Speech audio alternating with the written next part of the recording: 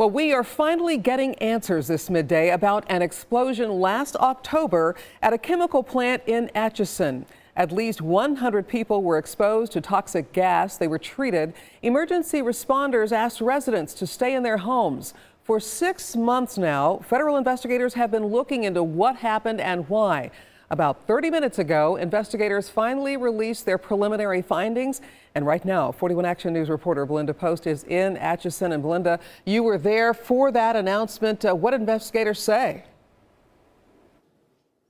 Yeah, actually, we are in downtown Kansas City right now. The Chemical Safety Board, who has representatives all the way from Washington, D.C., made their way here. In fact, they're telling us that they sent 4 investigators into Atchison to really dig through this and find out exactly what happened. Now, today we learned that an MGPI employee accidentally mixed 2 conflicting chemicals that caused the explosion in October that sent a chemical plume over Atchison. Now, the Chemical Safety Board says part of the problem was due to labeling, design, and procedure. They say it could have been prevented. The reaction sent 140 people to emergency rooms and 18 people had to be treated.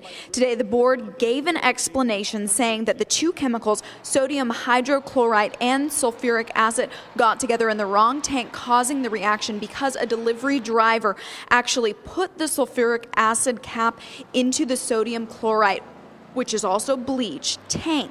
Now, that tank had been left unlocked and it never should have been. That tank was already 90% full. The board says that there were labeling problems, being inaccurate, loose, and not placed at the right endpoints. As a result of the incorrect connection, 4,000 gallons of sulfuric acid from the truck was discharged into a nearly full tank of sodium hypochlorite, also referred to as bleach. The mixture of the 2 chemicals resulted in a reaction that promoted the release of chlorine gas. A dense greenish cloud traveled northeast in Atchison, and as the wind shifted, the plume started traveling to the northwest toward a more populated area of town.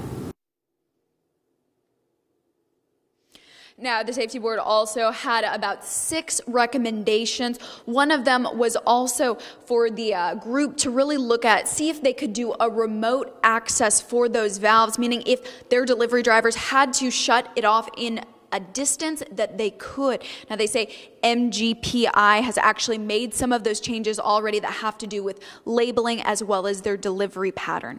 Reporting live in Kansas City, Belinda Post, 41 Action News.